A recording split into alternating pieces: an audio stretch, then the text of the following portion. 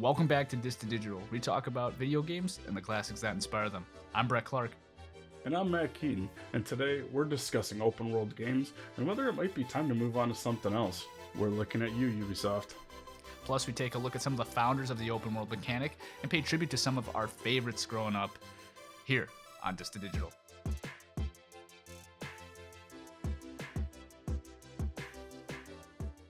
So let's just get right into it, Matt. So, topic one, can you explain to the people at home what is an open world game versus like a non-open world game? I don't really think you can call it like a closed world game, but you know what I'm talking about. Yeah, so I guess more appropriately we'd call an open world game a free-to-roam sandbox experience. So if you're looking at what's an open world game, you're looking at the standouts. You're looking at Red Dead Redemption 1 and 2. You're looking at Assassin's Creed from Ubisoft. You're looking at Grand Theft Auto. Those type of games are open world where you have objectives that are strewn about across the map, and you have a point A to point B that you have to travel to. Open world has more focus on player choice and you tackling the game and the story, side quests, collectibles, everything more like at your own pace. As far as that goes, comparative to linear, it's a more single player focused experience where you're just focused on an objective and it's a smaller environment where you're moving, but kind of like Hollywood action pieces in a way. You're going through and you're following Hollywood stunt format and to a certain point, and it's a very closed focused experience. And that's to me what I love about open world is it sheds that, and it's all about player choice, and you're able to tackle things at your own pace. For me, in a nutshell, that's what makes open world games, to me, like my bread and butter, if I was to say. So probably your favorite, it's not really a genre, it's more of a mechanic because you can have scripted events or linear events, as some people say, but like scripted events are events that are predetermined to happen. So like, for instance, in Uncharted, the Uncharted series, there is a scene where like you're on a motorcycle and a truck blows up and it like chases you down a hill. Mm-hmm. That scripted scene is supposed to add adrenaline, give you suspense because you don't know if you're going to make it out or not. And it's not anything that you can do to prevent that from happening. There's no way for you to prevent that. And that exists in all sorts of games, whether it be a linear game such as Uncharted, which is like a blockbuster thriller experience ride sort of game, like Mm-hmm. more of a interactive movie, versus something where it's like Breath of the Wild, where there are scripted events in Breath of the Wild, but Breath of the Wild, you can start the game and go right to the end boss. You'll probably die, but you can go right to the end boss. So there's things like that where you have full control over how the story progresses, and you can sometimes determine the outcome of the game, you know. And sometimes in linear games, they take from open world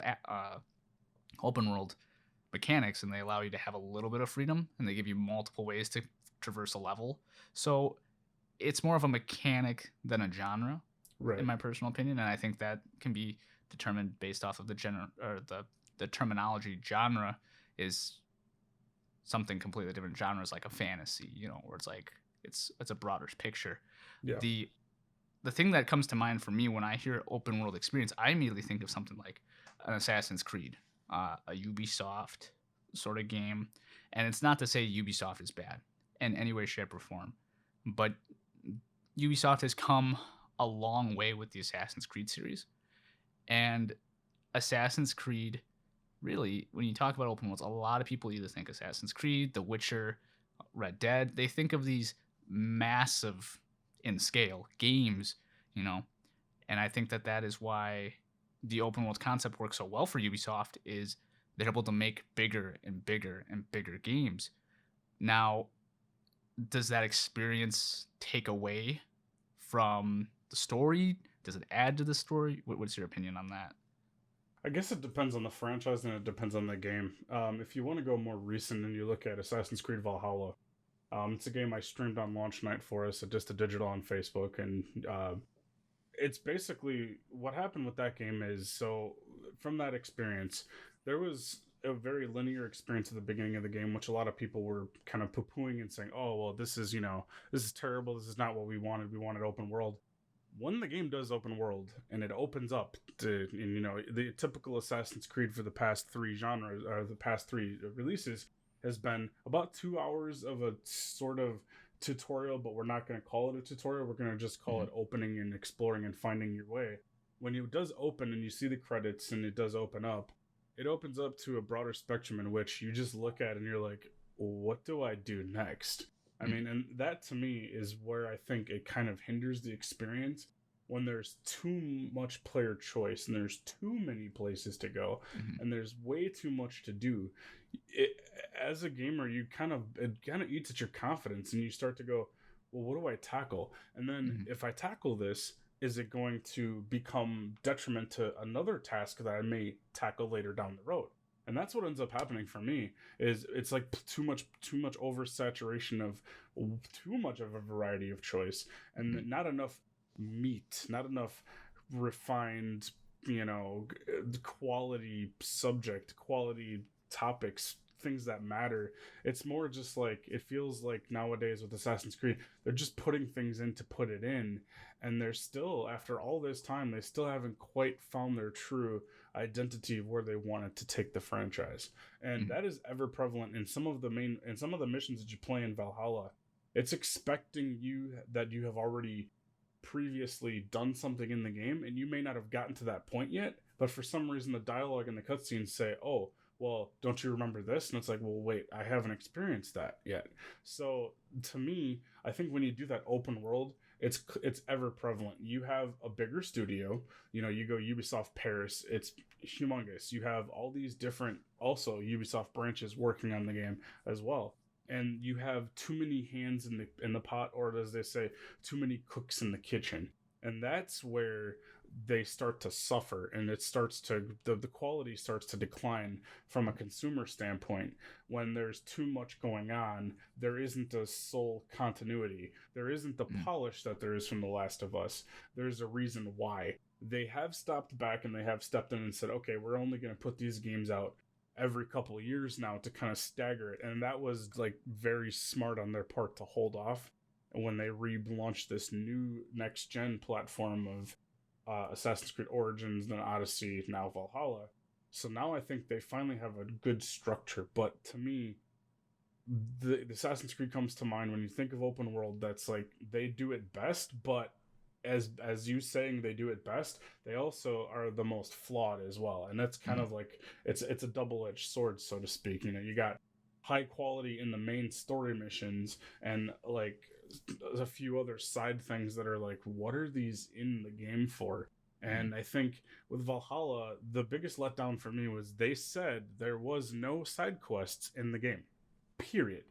However, it's filled with side quests. So I don't really understand if they're trying to just rebrand it or if they're trying to maybe change their opinion or maybe, I guess, just test the waters, so to speak. I don't know. But Mhm. for me, Valhalla was sort of a letdown because once it does open, there's just no direction and there's all this stuff to do. And for me, I have never been diagnosed with ADD or ADHD, but I do sort of have those traits where, shiny squirrel will distract me, and Mhm. I'm focused on one thing, and then all of a sudden I see something pop up, and somebody needs to be saved, and me trying to be the cheesy hero, I run in and go and do it, Yeah. and I lose focus of trying to get back on track to that point for the story, and so that's for me, if player choice, everything tied into Assassin's Creed, that's what happens to me, and that's why I think there is a decline in quality and a decline in not only graphics performance but just like the meat and potatoes of the story of Assassin's Creed. I'm starting to severely lose interest, and to me, that's what hurts because I'm trying to stay positive about it and I'm trying to look at it a different way.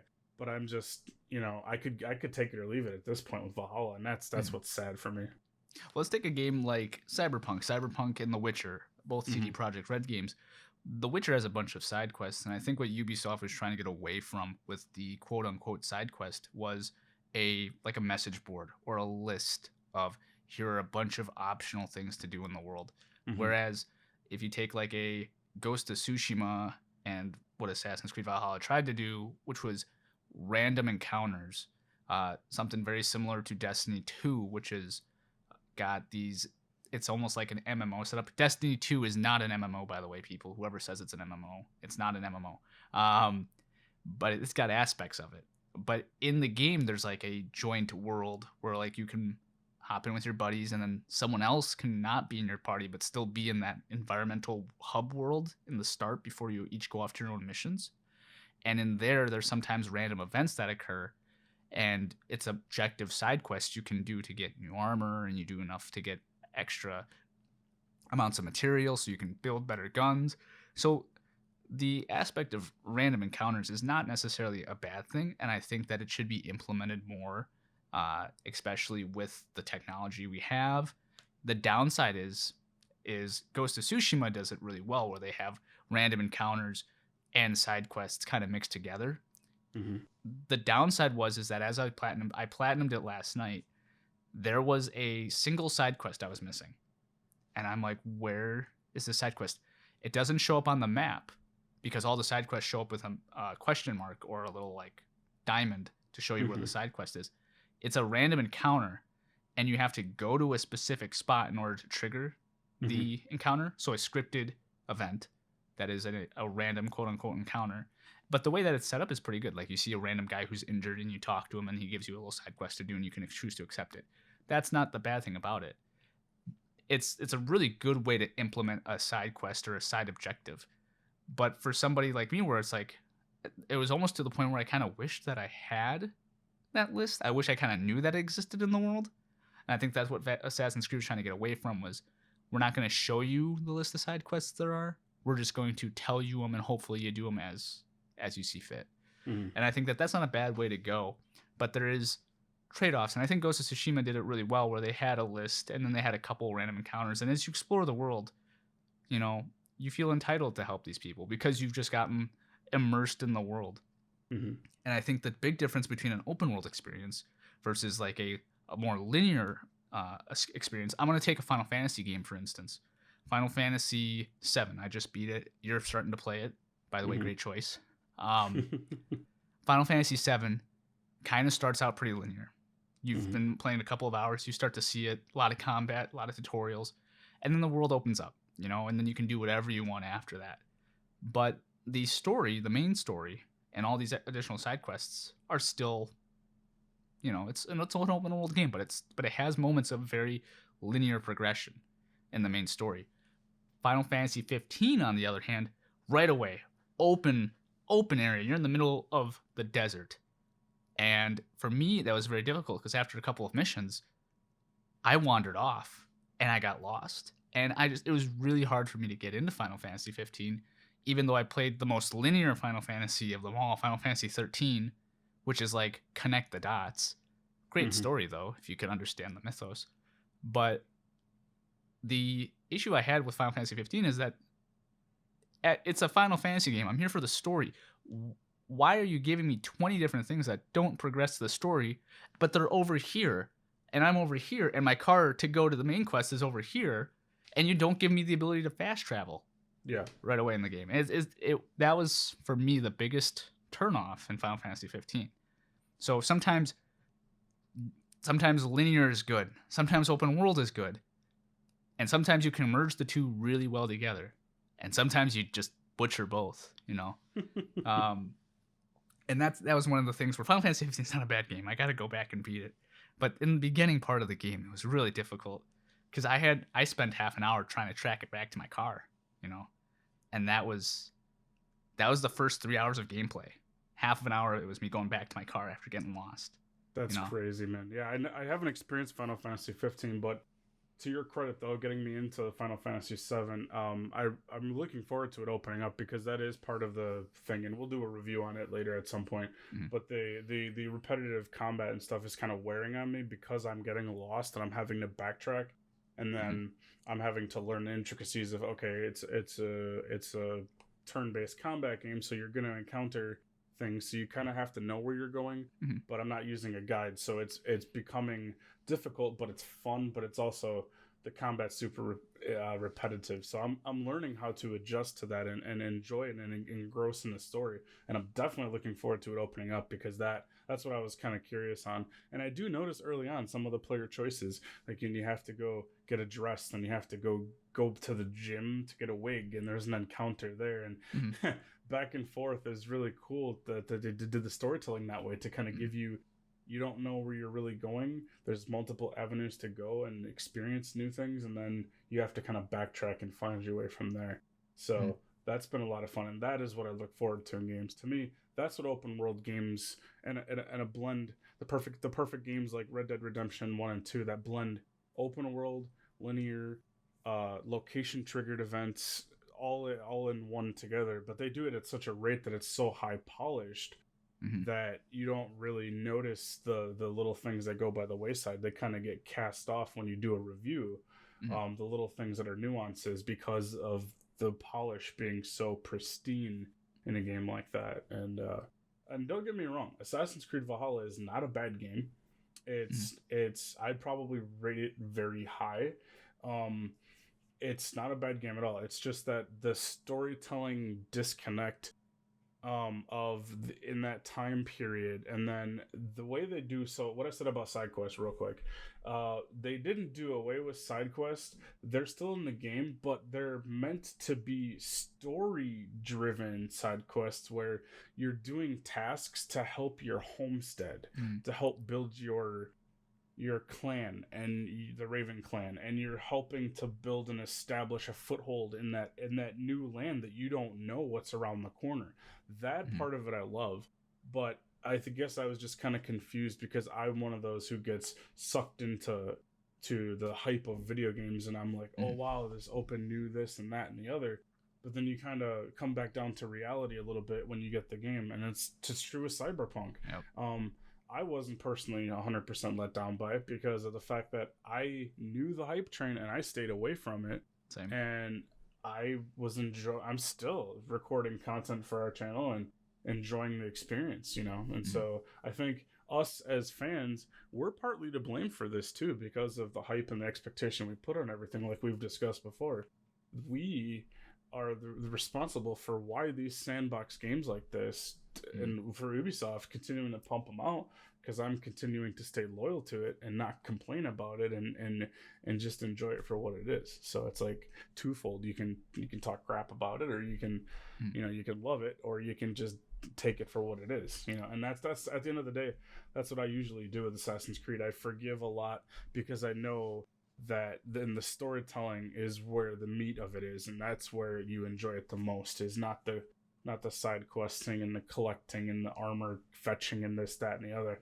It's the overarch story, and it depends on the ending, but it's what it leaves you with. It is the impression that matters most. And to me, Assassin's Creed does a great job with that, of pulling you in and storytelling to make you really feel one way and then flip it on its head and make you think of like the big picture, the planet in the real world is what I'm speaking to. They make you think of the world around you, the planet, how us as humans, take, and we're taking from our planet and all stuff like that. It makes you really think, and that's what deep down Assassin's Creed, I think their goal is to make you think of not just the time period or the alternate character like Layla Hassan, but they make you think about that story. And that's more important because that's a story where the world's coming to an end and she has to find an artifact in order to save it. So they've really done a great job with that. And I don't want to poop on the game at all anymore and say that, but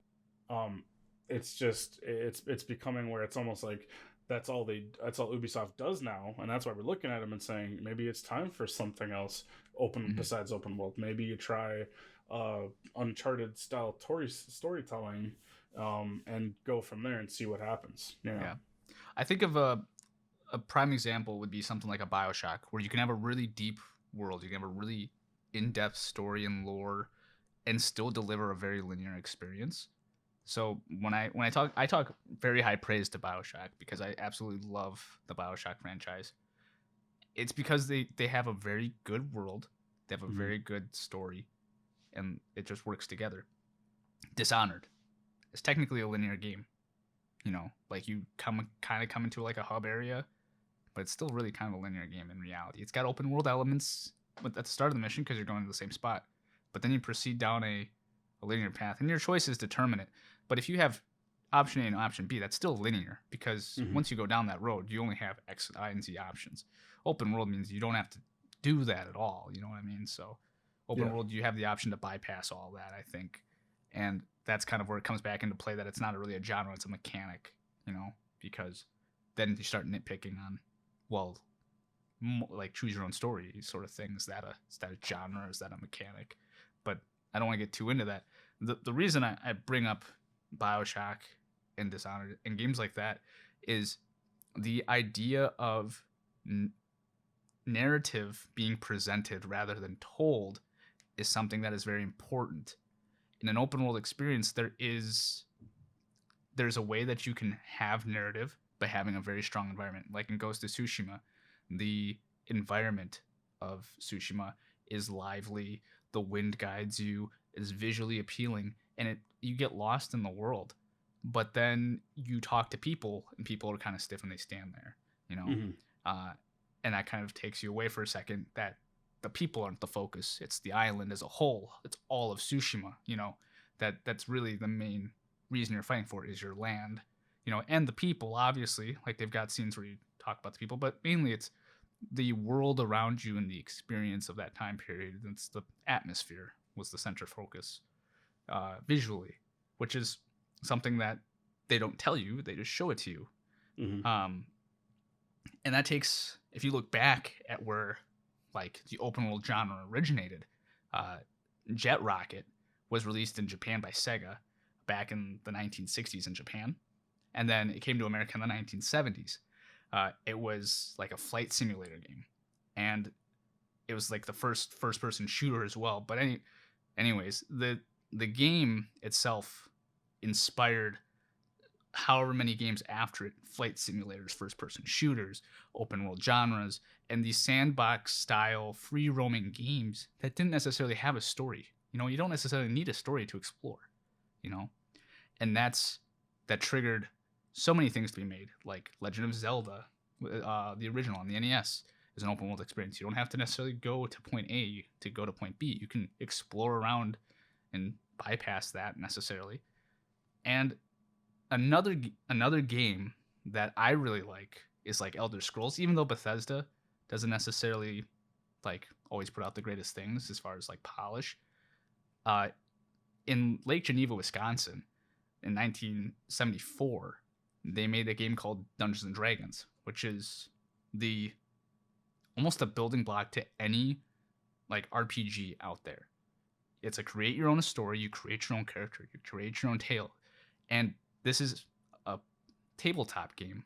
So the fact Yeah. that it truly is open world, that is where the open world game kind of really took off. RPGs really developed from there. The mathematics behind like Elder Scrolls, if you think about it, you have health points, you have armor class. All of this stuff is now simulated with a dice roll on the original D&D game. But now when you click a button, that simulates your dice roll, in real time in milliseconds. So if you really go back and look at something like D&D and see Assassin's Creed, it's a massive progression in what an open world can be. Mm-hmm. And even with all of that, the downside to Assassin's Creed is you're still constrained to what the developer presents you. Whereas a game like D&D, it's more of an idea. It's almost like a template to make something more, because the idea, the core concept is there. Because you can create anything. You can, whatever your imagination gives you, you can create it. Whereas Assassin's Creed, it's someone's imagination of that concept, presented to you. And that's kind of where I think open world's evolving. There's a point where there's only so much you can do, with a certain amount of time.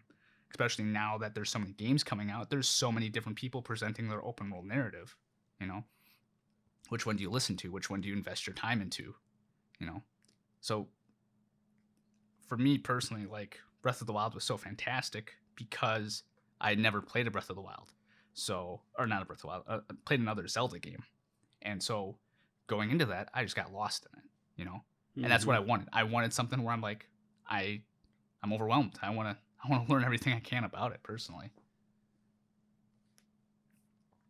That's a great choice though, because that's for Breath of the Wild. It's me playing the previous Zelda games, not having too much hands-on time like I have, but like enough that I know the concept and I know how to play it. And then going into Breath of the Wild, where they don't hold your hand, they don't tell you really where to go, and it's up to you to kind of make the story. The only thing I hate about that game though is the weapons breaking. That is so That's probably the worst. frustrating. Oh, I can't. That's the worst thing.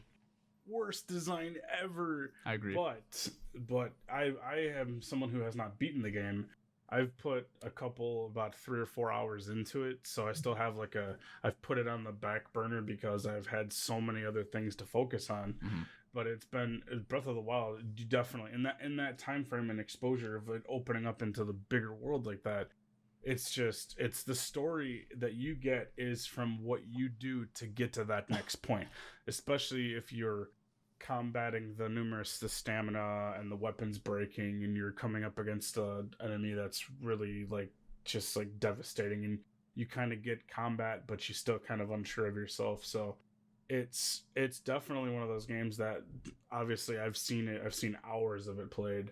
I know people have put in thousands of hours in it. My wife put in a couple hundred hours into it and played the DLC. So me watching her play that, I got a lot of what the game is about and how it runs and everything about it. And for that is definitely I guess you could say poster boy when you say open world games. That definitely has taken the cake as far as not only polish, but as far as storytelling, and as far as the perfect blend of puzzle solving, storytelling, backtracking, and the player itself making the story as you go along. That's the perfect blend. And to me, that is the upper echelon of open world games is Breath of the Wild, and then just going from there, setting the bar so high. I think that's where some people fall a little bit short. On that same vein, I don't personally have time into it yet, but Immortals Phoenix Rising by Ubisoft, the game just came out. My wife is enjoying it, has put about 3 hours into it, and it is definitely Ubisoft opening and branching off into a mixture of the kind of the theme of Assassin's Creed and the Greek mythology, mixed with the open world game mechanics of Zelda Breath of the Wild. And it's pretty fun to watch. And that's coming from me, where I don't really watch games, I play them. So for me to be able to sit on the couch and watch her play that, I had a blast, and she had a blast playing it, because it's definitely a breath of fresh air for Ubisoft. And I think it's going to be one of those games that's the starting blocks for something bigger and greater. And I really hope that they do expand on it. So definitely Immortals Phoenix Rising is definitely Ubisoft saying, hey, we understand what you're saying. Everyone's saying it. Do something else. Branch out. Be big and bold. And I think that they have taken the right steps there. That game is pretty interesting, very fun to watch and to play. And I think it's going to be one of those underrated games that kind of goes by the wayside. But I don't think it should, because I really do like what they've done with it. Yeah, definitely change is good. And one of the things that I would say is I talked about it before on the podcast very briefly, Starlinks with the Star Fox partnership. That's another example of an open world game where you take something that has notoriously been not the greatest franchise. Star Fox people love it. It's iconic, but it's always been kind of like a hardware test, And then you had Star Fox Zero on the Wii U, which had horrible controls. You had to hold the Wii U tablet up to the TV, and your crosshairs on the tablet, but you can't look at the TV because you got to be able to maneuver through the TV. It was so weird. It was That's innovative, awkward, quote unquote, but it's almost used as a tech demo. And that's unfortunate that they haven't really had a recent title that's been that great, because you had Star Fox on the Super Nintendo, and it was fantastic. Star Fox 2 got canceled, just got released on the Super Nintendo Classic. And then Star Fox Assault is my personal favorite Star Fox, but That was on the GameCube, and that was the last time you really had a good Star Fox game. Oh, I take that back. Star Fox Command on the DS was okay, but I'm getting off track here.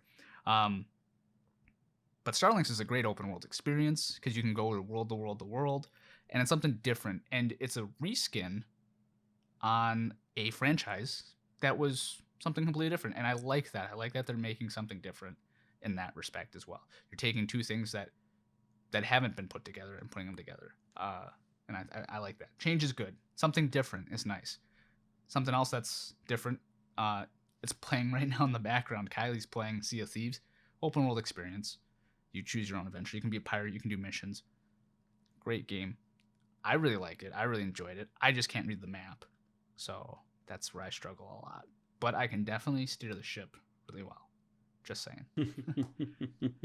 But I mean, when it comes to mind for me, I always think Assassin's Creed. I don't think we got your exact answer, Matt. What was the first game you thought of when open world is said? What's the first game you think of?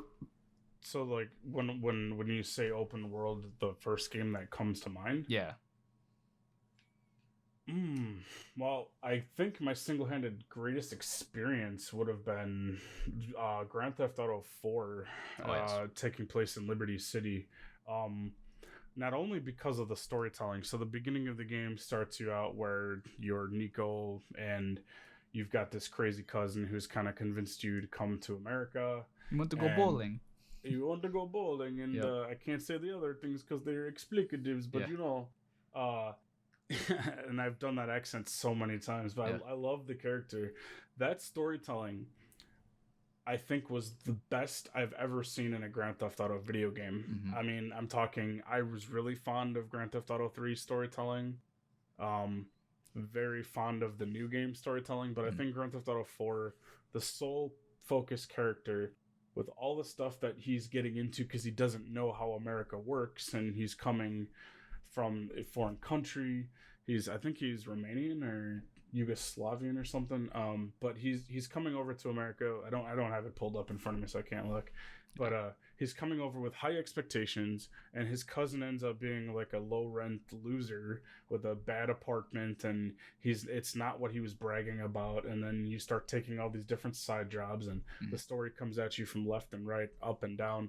And the open world was like you're walking around and all of a sudden, people are being beat up and you have to save the day, or there's somebody grabs someone's purse and they take off and you have to go.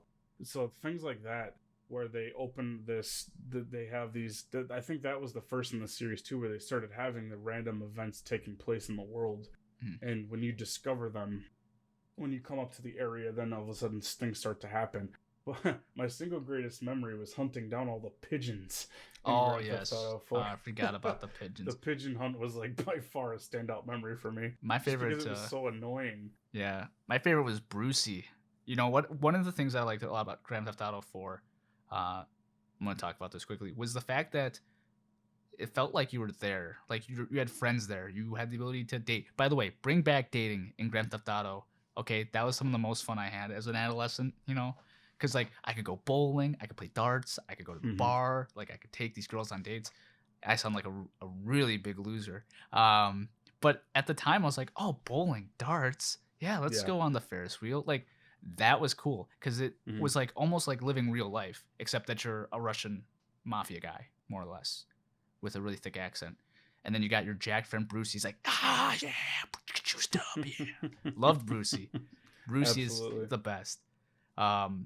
But that's one of the things that I liked about that was, the world, you could interact with it. You could call up Brucey and he'd be like, yeah, I'm cool to hang out. Nah, I don't feel like hanging out today. It was realistic. It was like actually living there, And I like that a lot. And you brought up a very good point with Grand Theft Auto is Grand Theft Auto, Rockstar, the makers of Red Dead Redemption. They do a very, very good job. And they don't release annual games, because they spend all this time developing it. And the nice thing about Grand Theft Auto is the formula to make them. It's whatever you want. You can get as crazy as you want, as long as the city looks realistic and you've got realistic looking cars. You could have it as obscene a story as you want, So Yeah. that's the nice thing about Grand Theft Auto is that you are getting, like, you're stealing drugs, you're stealing cars, stuff like that, whatever. But the characters, they can be whatever. The world can be whatever, Hmm. And that's one of the nice things about it is that that's an open world done right, in my opinion. It's Grand Theft Auto. Grand Theft Auto Yeah. 5 is fantastic. Story, 3 characters. We can go on and on about Grand Theft Auto 5. If you want to hear us talk about Grand Theft Auto, leave a comment down below. But with that being said, Matt, I think we have reached the save point.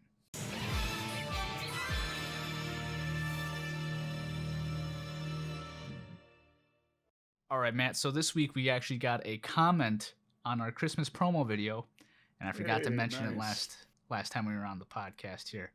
But this one comes to us from Aaron. Aaron says, "Oh man, Ridley is really sweet at the end there. But if you have any interest in video games, these two put out some great content on multiple topics." Well, thank you, Aaron. Thank you. Appreciate that. For those of you who don't know, Ridley was the cat that meows at the end of the Christmas promo video. I had to borrow a model, and Ridley was so nice to volunteer. So glad that somebody appreciated Ridley. Absolutely. Mm-hmm. In other news, the UGC, or Ultimate Gaming Championship, is going to be taking place for its second course here with Dista Digital. We'll be taking on H2K and JT's Reaper in a Rocket League head-to-head extravaganza later this month. Details will be posted later. We have to establish a date because with the COVID, everyone's schedules are changing, and we have to set up a time for everybody that'll work. We played the last UGC event, as Matt has on his wall behind you. We got the plaque, won the Call of Duty, so we decided to change it up a little bit, do some Rocket League, have some fun. Absolutely. Mm-hmm. Mine's over there, where I can see it and I can appreciate it. You guys can, unfortunately, on the podcast, but Matt shows it off. So tune into that. We'll give you guys details on that. You hopefully cheer us on, and we hope to see you there. Absolutely. Mm-hmm. Looking forward to it. Yeah. Also, Dista Digital would like to remind you that we are a proud partner of Humble Bundle. So check the link in the description and save on some of this year's greatest games. Also, give out to a great charity, Holt International, an adoption agency. Great charity, obviously. I mean, I was adopted through them, so I have to always plug them. It's a great charity to give to. Imagine getting a Brett, your own little Brett, your own little piece of Dista Digital. Yeah, it's a great idea. Yeah. You give to charity, you get some games on a discount. Mm-hmm. I mean, it's a win-win, and I've personally taken advantage of it. Mm-hmm. And I urge you guys to do that because it's gives to a great cause, save you some money at the same time, and we all win. That's at the end of the day what we're looking for. Mm-hmm. We also have 2 new games coming in the shoot sent to us from some developers, so we'll be getting you guys out content when that is good to go as well. We can't disclose those yet because we have a non-disclosure till the end of the week. So unfortunately, when this airs, we can't talk about it. Yeah, so after this episode airs, then we can talk about them. But we have a non-disclosure till the end of the week. So sorry, but new stuff coming to the website and the YouTube. Just thought I'd let you guys all know that. But that is it for the save point this week. But closing out here, Matt, the open world genre. I mean, we talked about so many different open world games, Do you think that now that games are bigger and more ambitious and there's so many open world games, do you think it's the quality of open world games have gone down, or it's that there's so many games out that we don't get the time to appreciate the open world game anymore? So for instance, Assassin's Creed 2. When Assassin's Creed 2 came out, can you think of anything that was competing against Assassin's Creed 2? No.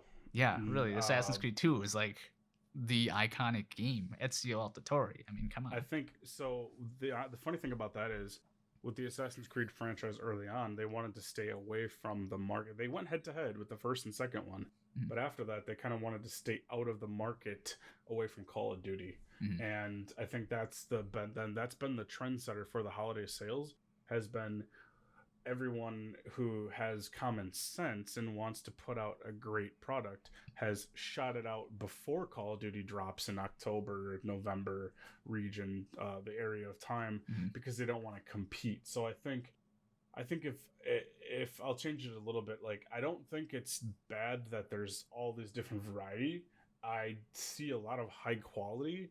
I think the problem is that gamers sometimes we have smaller attention spans. We also have less time. I mean, for us, we both work full time and Mhm. we both have full time obligations outside of work with family, and it's hard to dump that much time into doing what we do. And so at the end of the day, the open world games, I think that's specifically why it's less appealing, is do I really have the time for, because single player, you don't really prefer to do too much single player streaming. You Mhm. prefer to stream games with friends and online for everyone. Mhm. um and that kind of cuts in too. So for me, in my downtime, I play single player games more often, and it's just hard to find downtime, honestly. So I think there's it's kind of like a loaded answer, not question, but definitely a loaded answer, because Mhm. there's so much variety out there. There's never a problem with the variety.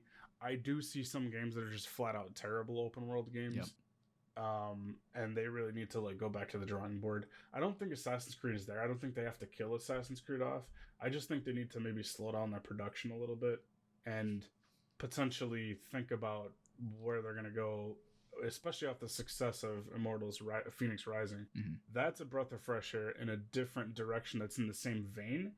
And so I think they need more humor in their games, and I think the the quality is there if you just really polish your game. Mhm. And if you don't do what Cyberpunk did and release a huge open world FPS juggernaut that it is hopefully going to be in the future, I don't think you do that half baked, half cooked. I think you have to go in and say, at the end of the day, we want a polished product. And the Mhm. more companies that the more developers that polish it and bake it in the oven a little bit longer, I think we'll start to feel the Valve kind of release and the pressure release, and then we'll be able to play these games.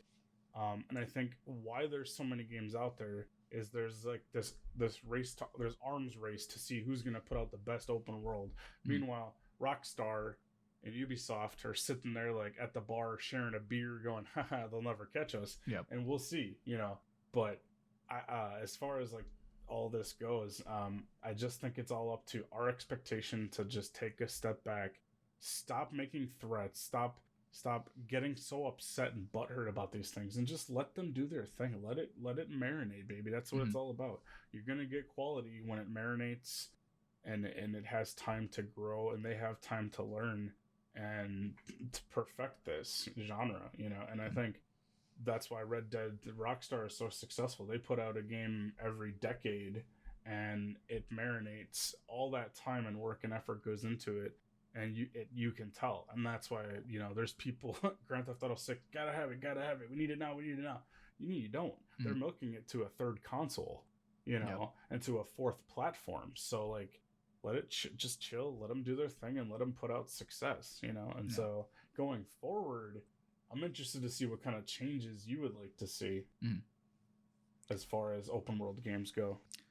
What I want to see more of is, so Assassin's Creed, because we talked about it a lot in this episode, and really we should have just renamed the podcast about Assassin's Creed. We can go into more depth about them. I think Assassin's Creed, they don't need to kill the franchise, but what they need to get rid of is this lack of identity, in my personal Mm-hmm. opinion. And the reason I say that is because you have a great design. You have a Mm-hmm. really good way to make an open world game. I was telling this to George, friend of the podcast. Ghost of Tsushima is a Japanese Assassin's Creed, but better, you know.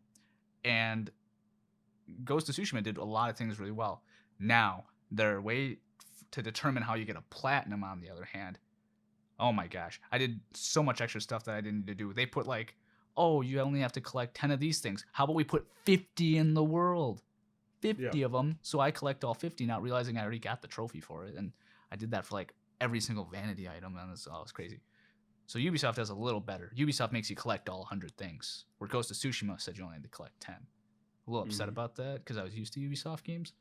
But what I want to see Ubisoft do more of is continue to partner with Nintendo and other developers and stuff like that, because they're cross-platform. Like the Rabbids Mario for Nintendo, that was a perfect crossover. You know, Kingdom Battle or something like that. yeah, it was perfect crossover, really well received, really good game, and I like the fact that they're able to try something different. You know, they're able to market themselves. They have a lot of resources. You know, and I think people jump to Assassin's Creed and say, "Oh, it's a Ubisoft open world experience," because they feel like it's empty. You know, they say that these games are huge maps, but what's between point A and point B? Not a whole heck of a lot, other than, you know, some feathers, you know, or a flag you can capture, or some coconuts, black powder if you played Assassin's Creed Black Flag.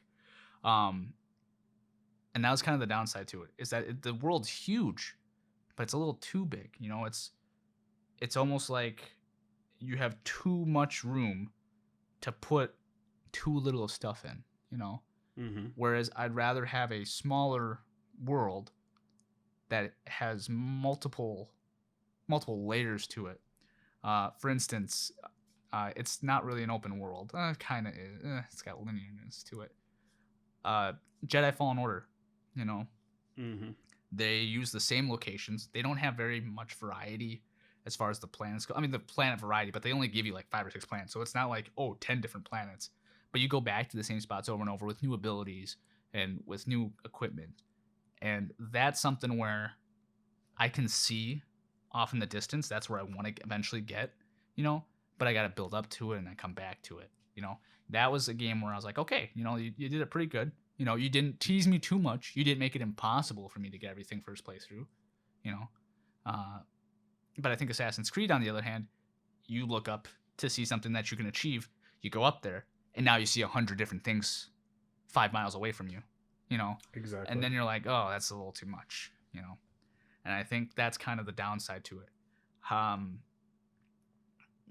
mean, as far as going forward, I want to really see, personally, more care in the games, you know? Like, for instance, there's things where in Nier Automata, one of my favorite games, it's got a great story, you know? It's very niche, but the world is great. Combat's pretty good. Story is really what drives it, you know? But then you look at like the textures on some things, and it's just like dirt. It's like, how is the rest of this world beautiful, but this one texture is like horrible, you know? And it's for a couple of things. And it's like, I'm like, that little lack of care there kind of ruins the game a little bit for me, you know? And it's times where you look at these games and you're like, this game is great, but there's just that one thing they need to fix. And I said it last podcast, you can love a game. There's a difference between loving a game and wishing it was a little better than just hating on a game, you know? Yeah. And what I really wish was that some of these games would get to the point where there's just that one little thing I tweak, versus Assassin's Creed, where I'm like, just get rid of all those stupid feathers, you know? Tomb Raider, for instance. Oh my gosh. Tomb Raider, Shadow of the Tomb Raider. Give me more combat. Don't give me 1,000 puzzle tombs. Shadow of the Tomb Raider was, oh gosh, we're done. We're not even talking about it. The second Tomb Raider game was fantastic. It was amazing. Rise of the Tomb Raider was awesome. The first one before that was even better, and it had triple the combat than the third one. And here's the thing I hate to say, Miss Lara Croft, like, if anything, those games did way better than Shadow of the Tomb Raider. So put back in combat in Tomb Raider. Give me some Uncharted, blockbuster, cinematic, guns to the wall, you know? That's what I want. I want something that holds my interest, you know? I don't want to sit there and walk through a forest and have my brain hurt because I'm trying to discover how to drop this pillar on this iceberg or whatever it is. That's why I want to see my open worlds. Fill it with people. Fill it with something. Cyberpunk does it really well, you know? Exactly. Now, Cyberpunk is a little clunky, but the potential's there. Yeah. You know? I think the want for change in the open world environment is not necessarily a bad thing, and I don't think it's going to go away, obviously. But Yeah. what we need to see is we need something different, and the reason why we don't is because no one has the answer of what it is that they want. Honestly, people just want to see some innovation. Some people want to see something different and think, "Oh, that's cool," or "Oh, that's really bad." You know, you have to have some trial and error here. And with a developer putting out millions of dollars into research and development to make a game, no one wants to take that risk anymore. And that is why we're seeing such a stagnated, cookie cutter open world experience, because no one wants to take the risk. No one wants to take the Cyberpunk risk. Yep. You know? Because look at Cyberpunk. Cyberpunk was not received that great. And people are like, oh, it's going to die. It's going to be horrible. I'm like, give them time, you know? And that's something where you just have to take risks, you know? I'd rather have a developer take risks and, you know, flop, you know, than them just give me the same game over and over and over. Because the only way to learn is through failure, you know? Yeah. Honestly, at the end of the day. Well, and for me, what I want to see going forward is in the same vein. I think the problem with these games, and I know we're talking about Assassin's Creed so much, but we can lump that into what I'm saying, but other games too. I think the problem with it is that they've made the games and had such a central focus on making the games so much bigger. I mean, like actual geographical space to move in the environment. They've done that so much and been such a main focus on like, my map's bigger than your map, you know? It's like, dude, they open these maps up so much, and then at the end of the day, there is Wagon nothing to do in the games except go find an artifact. Now, Assassin's Creed Origins, middle of the desert, they stretched it beyond as far as you could want to travel to. It took me 45 minutes to go from the mountains, the base of the mountains, out into the desert, out to this objective.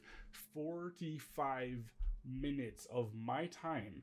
But the saving grace is what they did was they had hallucinations while you're out in the desert.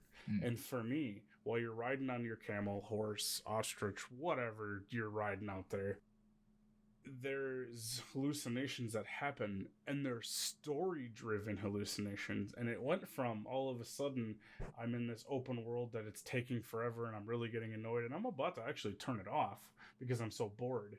All of a sudden, storyline-driven hallucinations of Bayek and his family who he's lost. He starts to see them again, and the desert gets hotter, and it gets hotter and hotter. And the further you go out, the more hallucinations you have of like a beautiful mansion with flowing water and your wife laying down provocatively, or your son playing with his friends. And you start to see these things, and when you get out into the middle of the desert, all of a sudden a world event happens and the Sphinx rises out of the sand and destroys you. Yeah. So, well, it's not a spoiler, it's a worldly timed event. I don't know if it's still going on or not. Oh, okay, it's a time. But yeah, it's that type of atmosphere is what they did right. What they did wrong and where they need to stop focusing on is geographical space. I appreciate the Assassin's Creed 2. You're walking through a flooded market of people. It's bodies and bodies and bodies. And your target is trying to use the bodies, the crowd of people, to get away. And you can then in turn, if you want to, rush through and just murder him in the crowd of people, and people are just going to trample over it like nothing happened. And so that, to me, the storytelling of walking down the street, any game and any environment, when you have it from third person perspective and you're walking in an environment, it needs to be alive. It needs to have life. It needs to breathe, and you need to look and be distracted and take it all in. And I think like Ghost of Tsushima doesn't have that, in the sense of the time period. And on Tsushima Island, the island is the set dressing, and the island is also your companion for the ride, if you look at it that way. And that's what they do so well. But the modern games, a lot of open world games, suffer from making them too big and too expansive. And only certain points of the map have things to do, and you have to go to them to do something. That's what I think why people get so upset at Cyberpunk and the phone calls and the text messages. Oh, It's yeah. annoying. It's like real life. Well, they're trying to give you a companion, someone to talk to, something to do to make it be like a life simulator Mm. at the same time as traversing their buggy open world game Yep. that they've had different changes on direction during development for. So Mm. like they're trying to put this world together as best they can, and it's like a broken, fractured thing that they're trying to, put with band-aids and whatnot. And I think the text messages and the phone calls are some of the most entertaining stuff, especially if you purposely don't progress the game. Jacky will annoy the hell out of you to get going, Mhm. to come back, to talk to him, to get to the objective. And I like that because that to me makes me feel like, oh, okay, I'm like putting him on and I'm not helping him, or I'm Mhm. not coming to the objective. Let's see how far we can frustrate him, Yeah. And that little touch in Cyberpunk where the NPCs, the characters that you're talking to, if you don't progress the dialogue, they're like, hello, Or you walk away, do they're you, like, okay then. Yeah. hello, okay, fine, Yeah. I bye love that. Felicia, kind of thing. Yeah. So that to me is where the personality is. Those little touches, if they start to implement those and stop focusing on spreading the game out so that you have to spend an hour of your lifetime to traverse the map. And also in the same thing too, quit the fast traveling at every single turn. I mean, stop putting in a fast travel station at every block, for Okay, I crying out like loud. that. I'm not gonna lie. I like fast travel And stations. just let us traverse on our No, no, no, no. Give us more fast travel yeah. stations. Give us more fast travel stations. Or be like, what is it? Project Cars, where you could fast travel anywhere. Okay, so now that I haven't played, so I can't speak to that. Okay, But so I convenient. think for fast traveling, what it does for us is it does help people who have no time to play games. Like you don't want to sit there and spend 30 minutes of your time that you only have an hour to play. You don't want to spend that traveling. I get that. Mhm. But I think that also hinders it because when you do fast travel, you lose that conversation on the phone, text message, Mm. or in certain games you lose that happening that you could have had on from point A to point B. For instance, I've tested this in multiple open world games, and the ones that do it big, that stand out, that we've already talked about, have open world events that you will miss if you don't go on the path yourself. If you fast travel, you'll miss that opportunity at that time to do something. Mhm. And for instance, Grand Theft Auto, the only chance you can meet Packy in Grand Theft Auto 5, a beloved character from Grand Theft Auto 4, is at only one point in time in the map. At a certain time and point, you drive past and he's trying to break into a pharmacy. And so it actually becomes like an actual side mission that you do because of that. And you can get him to your crew and he'll become a character in your stable of thieves if you're at that point in time in the map. Now, if you fast travel, you never see him and that opportunity is gone. So things like that is why fast traveling to me should just be like a side thing. It shouldn't be such a focal point, and it should just be there if you need it and if it makes sense. But I noticed like in Cyberpunk, there's when you open up the world, you really get a sense of how big the game is, and those little things that are on the side kind of go by the wayside. The bugs and glitches kind of fall in the background, and the game opens up to this. Oh my lord, what have I gotten myself into? Mm. Where am I going to go next?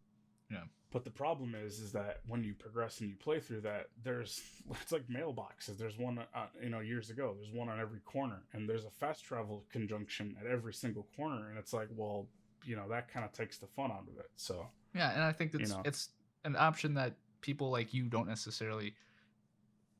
to take, and that's kind of the one yeah, thing that for instance, I really liked the fact that I could fast travel is because there's times where it's like, all right, I'm doing the side quest.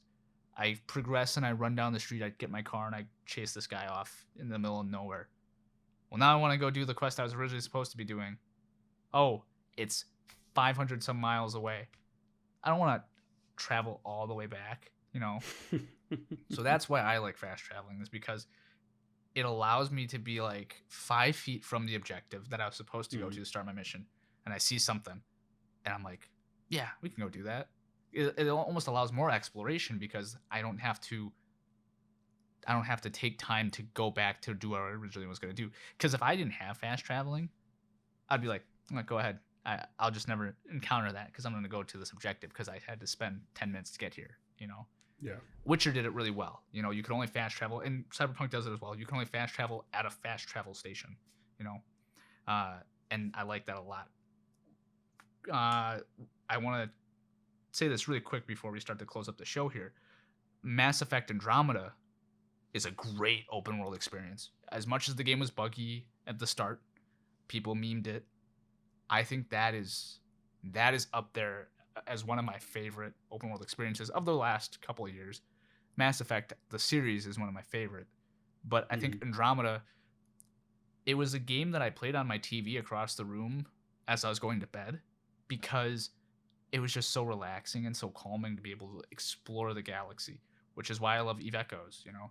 It was something that's just very casual for a player like me who, you said earlier, I just play a lot of multiplayer first-person shooters, you know, competitive games, and to have the ability to get lost in a universe, which is your own universe because it's the Milky Way, it was nice, you know? And I could fast travel to locations, I could explore the world, I could do a bunch of side quests. My side quests progress my main story because the world around me is changed, you know? And that's something where that open world is really nice, you know, where I can choose to get lost in it because I want to. Not I'm forced to get lost in it because it's so big. I get lost, you know? Exactly. Yeah, that's my thing. Is I think the time for change for the open world is not necessarily here, but what I think the whole purpose of today's podcast is to show that we have reached a point where it is getting pretty repetitive, you know, in the open world genre. You know, it's a bunch of side quests, big maps. And what we're afraid of is we're going to see more quantity over quality. You know, exactly. I'd rather have a smaller map with way more to do, or a smaller area that I want to explore more of, you know? Yeah. Like Shadow of the Colossus, for instance. You only fight, I think, 16 Colossuses or 12 Colossus. I forget the number. But that's all you're doing in the game. Otherwise, you're wandering between all the Colossus or Colossi or whatever it is. You know, that game is a classic. It's not the greatest game ever. It's an art piece, but it's not the greatest game ever. But that's a world, for instance, where people wanted to get lost in. People wanted to explore it, you know? And it got so popular that eventually the developer, when they remastered the games, gave them something to explore. Yeah. So it's one of those things where open world experiences, you have to make it more compelling for your audience, you know? Yeah. You have to absolutely. You have to have something there other than a trophy. And that, now we're not even gonna get into that. I think trophies is hurting the open world genre. Don't open up the trophy closet. Yeah, I know. We'll just close it. We'll spend all day on that. We'll close it up. Yeah. On that note, one final thought before we close out the show today. I want to show this really cool thing I got. Oh my gosh, man! Horrible sound, wasn't it? This was given to me by someone who's commented on the podcast before, Petra. But look at this, the disc to digital light. What? Disc to digital arcade established 2020. I love it. That is gorgeous. Yes, I love it too. Too bad it's not going to be sitting here in the rest of the podcast, guys, because it's going back out in the living room where it belongs. But yeah, that being said, that's about all the time we have here today, folks. We're going to wrap this up. Thank you so much for joining us today on this episode of Disc to Digital. If you have any questions or comments that you wish to have read, or have a topic you want us to discuss, please leave a comment on our Twitter with the hashtag Disc to Digital, or you can also reach out to us on our other social medias. Just make sure you put Disc to Digital with a K, because if it's with a C, we won't see it. You can also reach out on Discord and Facebook as well, where we talk about things you love and we share all of our game experiences. Yes. Feel free to stop by. From all of us here at Disc to Digital, I'm Brett Clark. I'm Matt Keaton. We'll see you on the next one. Take care.